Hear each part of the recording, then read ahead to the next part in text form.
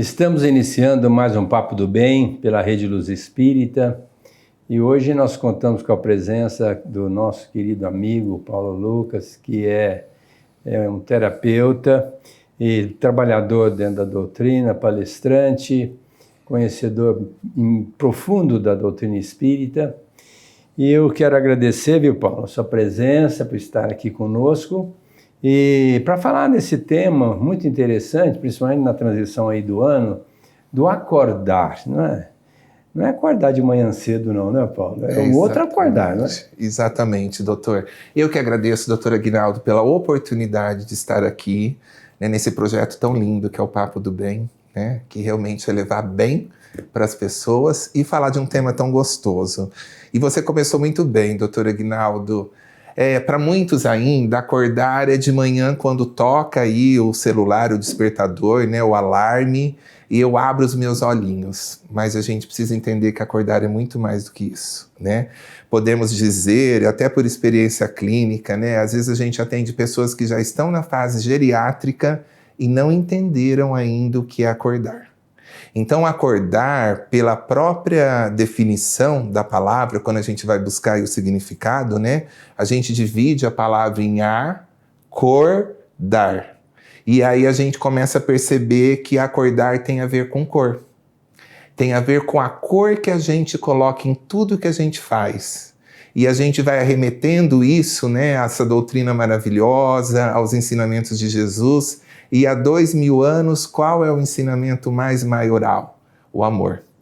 Então, acordar é por paixão, é por cor, é por amor. Em tudo que a gente faz, nas coisas mais singelas e pequeninas do nosso dia a dia, né? Até as coisas maiores. Veja bem, quando a gente coloca amor, quando a gente está fazendo uma sopa para a vovó, para um filho, né? Como essa sopa ela sai mais gostosa. Quando a gente faz uma outra sopa num dia corrido que eu não estava com vontade de cozinhar, eu estava indo de qualquer jeito, a gente fala, não sei, falta alguma coisa que eu não sei o que é. Às vezes eu pus as mesmas proporções ali dos temperos, né? Mas não tá legal, não tá gostoso porque faltou esse amor, né? Eu tô olhando para esse ato de cozinhar como uma obrigatoriedade, não mais com a beleza, a nobreza de alimentar, de demonstrar amor. E agora nós estamos chegando, né, doutor Aguinaldo, nesse período de Natal.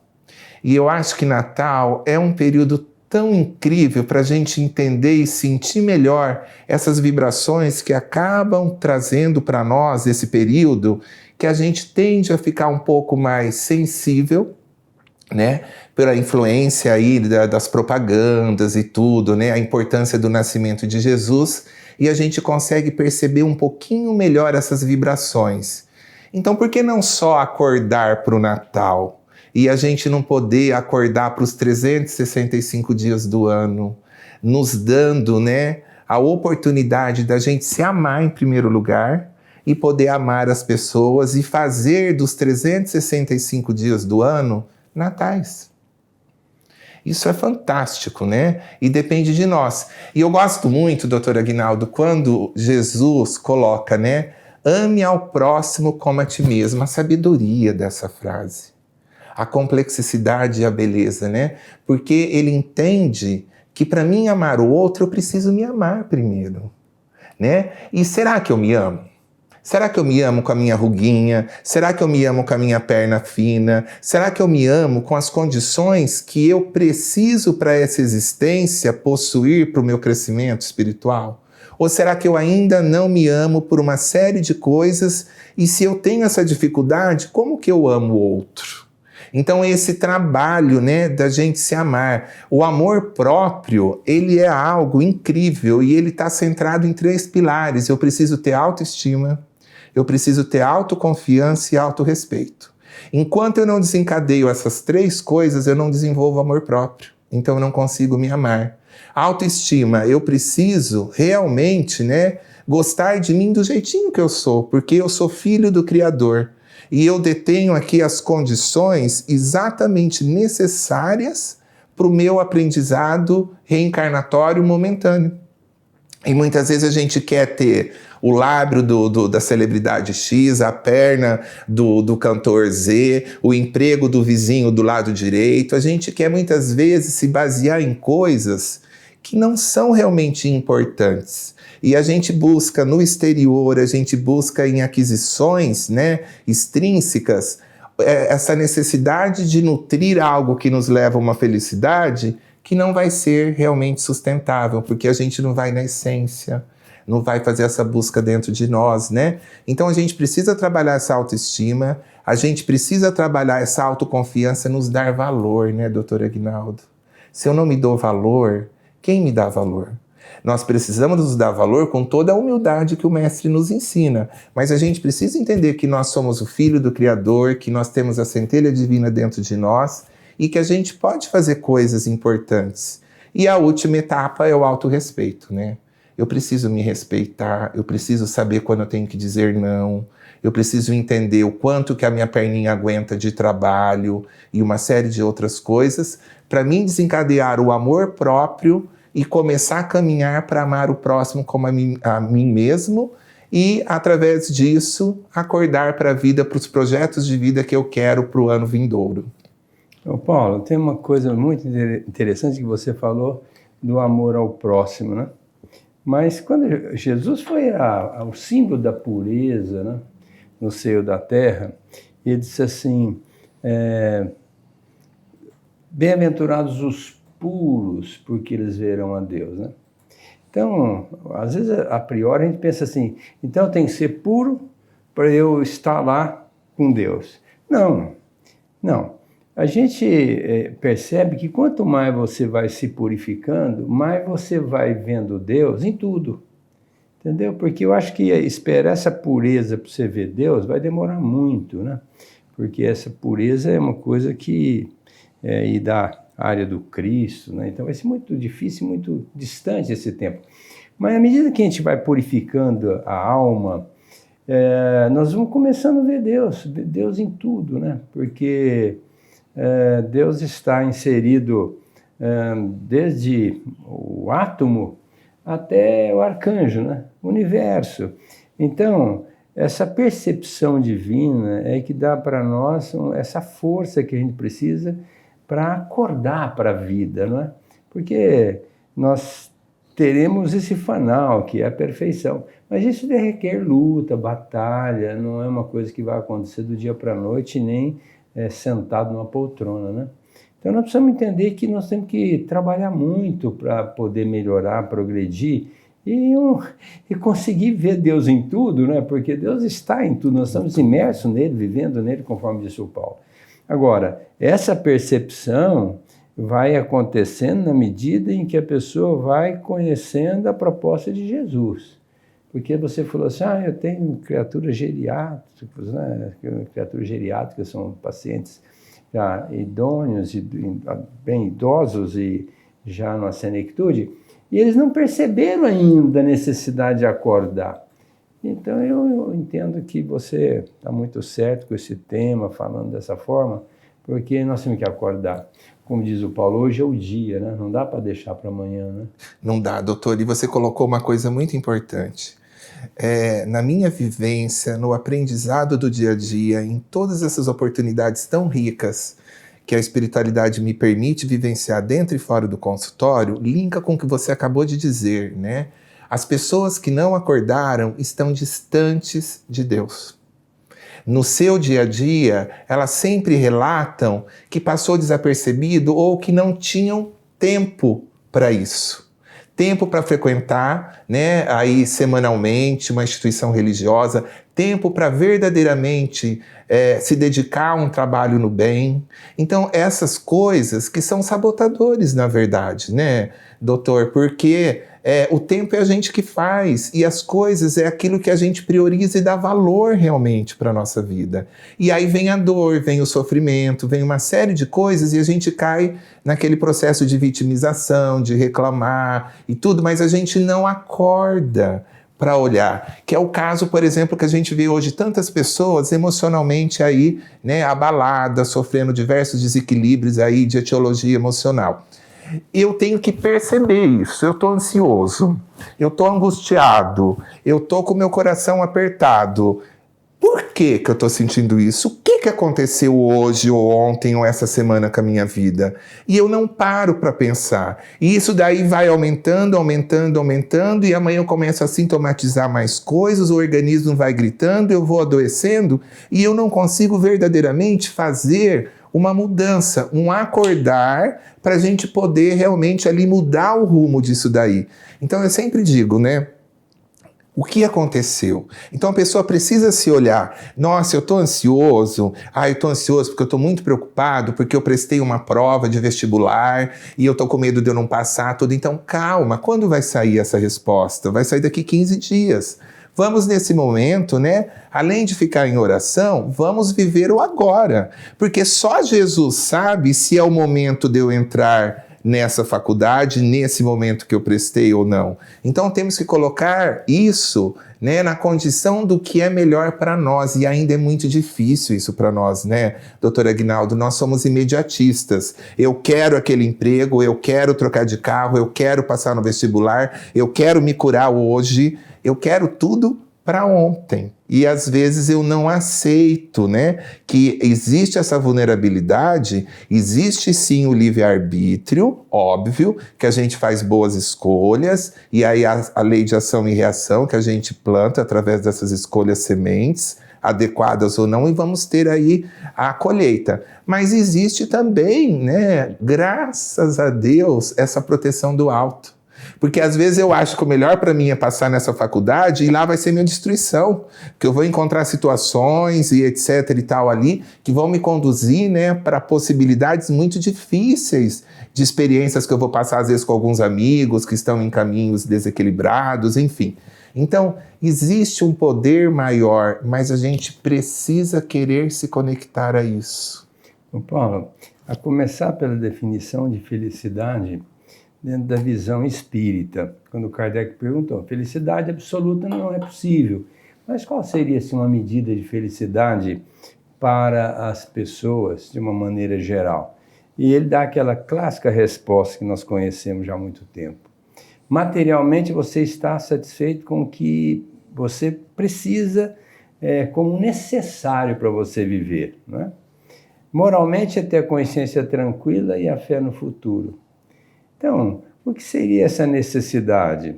E ele perguntou para o benfeitor, e como é que a gente vai saber o que é o limite do necessário? Na pergunta 715. Então o benfeitor disse para ele, é o seguinte, o sábio já tem como intuição, né? E os outros, ou vai pela experiência ou vai pela dor. Porque de repente a gente vai perceber que o excesso traz problemas para nós, né? E o que é necessário para nós? Primeiro é reencarnar, né? Precisamos reencarnar, senão a gente não cresce, não evolui. Segundo, precisa de uma família. Terceiro, precisa de um corpo. Quarto, precisa de uma intelectualidade que a gente vai adquirindo na trajetória do tempo.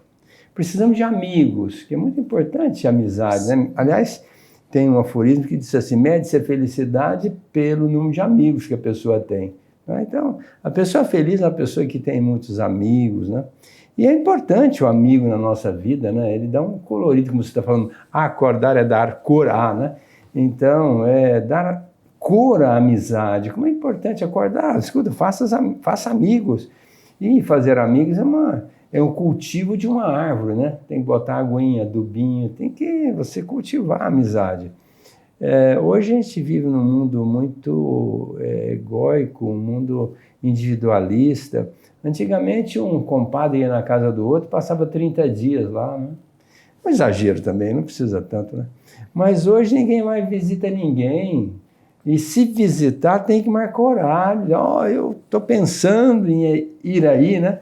Não, hoje eu não posso, eu tenho um compromisso. Mas que as pessoas têm dificuldade em receber os outros em casa. Como é importante a gente estar vivendo esse clima fraterno, amigo. Quando chegar um amigo, que bom que você veio, né? Que coisa gostosa. Então, a humanidade precisa acordar. A consciência tranquila é a gente ter... Ninguém tem consciência tranquila, nós todos nos permitimos há muitos erros, né? Mas pelo menos ter a consciência que está fazendo o melhor para se aproximar do Cristo, né? E a fé no futuro? Lógico, o futuro é a nossa melhoria, é a nossa libertação, é a nossa paz. Então, quer dizer, que bom a gente saber que o futuro nos espera para uma coisa muito boa. Mas para isso a gente tem que acordar, né? Tem, doutor. E você falou uma coisa muito importante, né? Essa questão aí do acordar e aproveitar as oportunidades. Olha, doutor Aguinaldo, eu vou te falar uma experiência e compartilhar com todos que eu vivi o ano passado. Faz uns 4 anos ou 5 que eu recebia convites para ser Papai Noel de instituições. Como a gente dá muita palestra, algumas criaturas generosas, né, que são aí presidentes de casas espíritas, gentilmente nos faz esse tipo de convite. Ah, Paulo, vem ser nosso Papai Noel, nós vamos entregar uns brinquedos para as crianças no dia tal, tudo. Doutor Aguinaldo, eu nem sei explicar por quê. Eu sempre declinei todos os convites. Eu falava que eu não podia, aí eu me retroalimentava com sabotadores, dizendo, não, mas eu estou muito cansado, eu já trabalhei muito o ano inteiro, eu já dei palestra demais, eu já faço algumas coisas de atividades, né, no âmbito da caridade, então não, agora é o meu momento, do período tal a tal de dezembro, mesmo que eu fique em casa, eu tenho que descansar, eu não tenho que fazer mais nada. E declinei alguns convites. Aí, o ano passado, a espiritualidade generosa me pregou uma peça no bom sentido. Vou até citar o nome dela, porque ela sabe o amor que eu tenho por ela, a Estelinha, do Centro Francisco de Assis de Mirassol, que é uma senhorinha de 0,5 metro e de não sei quantos metros de luz, que dedica 7 dias da semana em amor ao próximo. O senhor deve conhecê-la, deve ter dado palestra lá. E ela chegou em mim, doutor Aguinaldo, e falou assim, Paulo, meu filho, eu queria muito te pedir um presente de Natal para mim. E eu tenho muito carinho por ela, respeito muito, né, a envergadura moral dela e tal. Falei, nossa, Estelinha, para ontem, né? O que você quer de presente? E na minha ignorância e na minha limitação ainda espiritual, doutor Aguinaldo, eu achei que ela me pediu alguma coisa, né? Assim, até material, né? Enfim. E aí ela falou, filho, o que eu quero te pedir de presente é o seguinte, seja o Papai Noel da instituição esse ano. E aí eu falei, meu Deus do céu, eu acho que eu tô sendo muito turrão, eu não tô entendendo, né, a interferência bondosa do alto e a necessidade de eu passar por essa experiência. E aí com esse pedido desse jeito, não era nem para ela, era para a instituição, para os nossos irmãozinhos, as crianças carentes, aceitei. Aceitei ali meio de pronto, tudo, e beleza. Doutor Aguinaldo, uma semana antes do Natal, do dia programado, eu fui, né, alugar uma roupa Noel. Eu cheguei assim, eu costumo andar de calça jeans e uma camisa dobrada assim no meu dia a dia para trabalho. Eu terminei o consultório na hora do almoço e fui com essa roupa alugar. Cheguei lá, doutor, tinha uns 2 ar-condicionado ligado e tava torando. Eu entrei na loja, senti frio. Aí, quando eu comecei a pôr a roupa Noel, eu comecei a sentir muito calor. Aí eu chamei a vendedora e falei, bem, você desligou algum ar? Porque tá tão quente aqui. Ela falou, não, tá funcionando normal. Aí eu falei, meu Deus, essa roupa é muito quente. Eu vou desencarnar, porque vai ser no horário do sol, no meio de tantas crianças, eu vou desencarnar, desidratado, eu vou morrer. Eu não vou dar conta de ser Papai Noel. Aí uma voz veio na minha mente e falou assim, dá tempo de você cancelar. Liga para ela e fala que você não encontra a roupa que serve em você, né? Ela chama outra pessoa, tem tantas pessoas que pode ser Papai Noel. E aí eu me vi naquele filminho, né? O diabinho e o anjinho tentando te influenciar. E na hora eu falei, não. Aí eu fiz uma prece no provador e falei, não, eu acredito que eu tenho que passar essa experiência, é uma coisa muito importante para mim. E eu ouvi a outra voz do anjinho e a roupa, doutor Aguinaldo, caiu impecável. Parecia que a costureira fez para mim. Ela veio com os alfinetes, não tinha nada a ajustar. Impecável, impecável. Aluguei e fui embora, mas pensando no calor que eu ia passar. No dia do evento, nós pedimos para o Corpo de Bombeiro levar a gente. Eu fui com uma Mamãe Noel para me ajudar. E aí eu levei 4 águas de 500 ml mineral para mim, doutor. Não foi para Mamãe Noel, não. Porque eu falei, é muito calor, eu vou morrer de calor e tudo e tal. Doutor, o tempo inteiro eu estava preocupado com o meu umbigo, com o calor, com o meu bem-estar, e eu não tinha entendido a nobreza do pedido da Estelinha sendo um instrumento da espiritualidade maior. Mas Deus é tão generoso que na hora que nós chegamos na esquina do centro espírita dela, ele falou, você está pronto, Paulo, Mamãe Noel, tudo, eu vou ligar as sirenes para a gente chegar. E já tinha aquele monte de criança na calçada, né, para eles verem que a gente está chegando. Quando ele ligou a sirene, doutor, é como se a espiritualidade tivesse feito uma mágica em mim ali, e eu saí do Paulo egoísta, né, imperfeito, e eu entrei realmente no personagem da beleza do velhinho Noel, naquele coração bondoso que entrega ali amor, carinho e dá atenção para as crianças. E eu esqueci do calor, eu esqueci do sol, eu esqueci de tudo, eu esqueci as águas no camburão. Né? Até hoje eu não sei quem bebeu essas águas. E aí eu me entreguei, né? Foi a maior experiência da minha vida.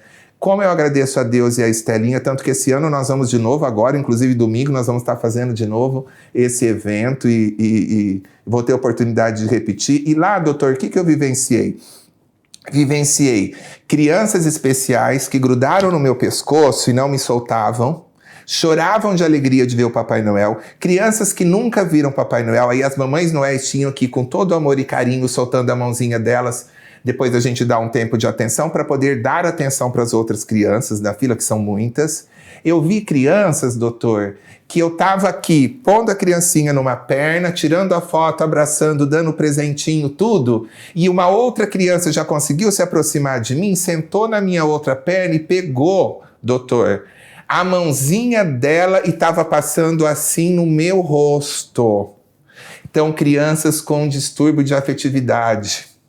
E a hora que eu pude perceber isso, poder devolver esse amor, esse carinho, conversar com ela, abraçar. Crianças que choraram com o abraço, com o beijo. Crianças, doutor, que quando eu perguntei para ela, você quer uma bola ou você quer esse personagem? Porque a gente tinha uma divisão de retaguarda de auxílio das meninas, já o nome deles catalogado, o sexo, a idade, para a gente direcionar brinquedos e opções mais adequadas. Então eu chegava lá, João, você quer ganhar isso ou isso pela idade e o sexo dele? E aí ele virar para mim, doutor, e falar para mim assim, Papai Noel, eu não quero isso.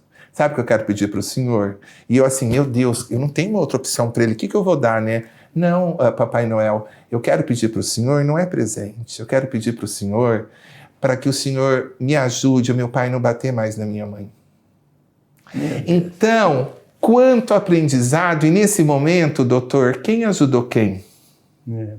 E eu saio dessa experiência agradecendo a Estela, a Deus, a espiritualidade maior, ao mestre, né? Pela riqueza de aprendizado. Então isso é acordar, eu pude acordar para algo que eu não fazia.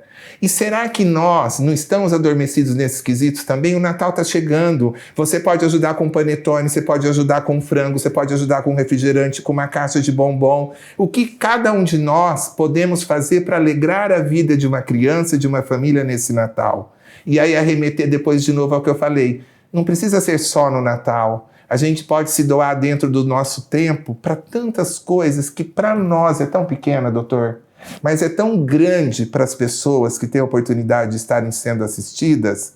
E como é bom estar na condição de assistir e não estar precisando dessa assistência, né? Então foi uma experiência assim que eu quis contar porque tem tudo a ver com o tema de hoje para mim. Tá certo, Paulo. Ótimo. Aliás, brilhante história e motivadora. E eu fico pensando, Paulo, hoje nós estamos aqui buscando as crianças, via de regra o Natal é mais voltado em termos de Papai Noel para as crianças. Mas imagina que Jesus naquela época, ele recebia os leprosos, ele acolhia os leprosos, né? Acolhia as pessoas discriminadas, aquelas pessoas que eram consideradas de má vida, né? Quer dizer, Jesus via Deus em cada criatura que aparecia para ele, não é? Pedro, por exemplo, que era de pessoa difícil, Pedro era rude, né? Ele conseguiu ver Deus em Pedro, que se transformou num símbolo da fé. Conseguiu ver Deus em Maria de Magdala, que era uma mulher prostituta, marginalizada ao ostracismo, né? Conseguiu ver Deus em todas as situações. E lembrando que Deus busca realmente o despertamento em nós, né? Se acordar, né? Que Jesus colocou isso de uma forma muito simbólica, mas muito chamativa. Veja quem tem olho de ver, né? Ouça quem tem ouvido de ouvir.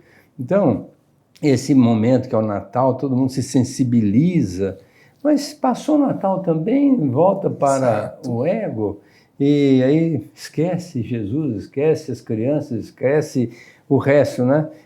Como esse aí, batendo na própria esposa, né? Então, a proposta do Natal é fazer com que Jesus renasça em cada criatura, a todo instante, porque a nossa pureza virá naturalmente pela aproximação do Cristo e a nossa libertação. Eu quero agradecer muito a sua presença e, nossa, muito enriquecedora a sua participação e convidá-lo para voltar aqui mais vezes para o nosso Papo do Bem, né? E aproveitar para os nossos internautas, desejar um Feliz Natal, uma boa entrada de ano e que nós estejamos acordados para essa realidade da nossa transformação espiritual.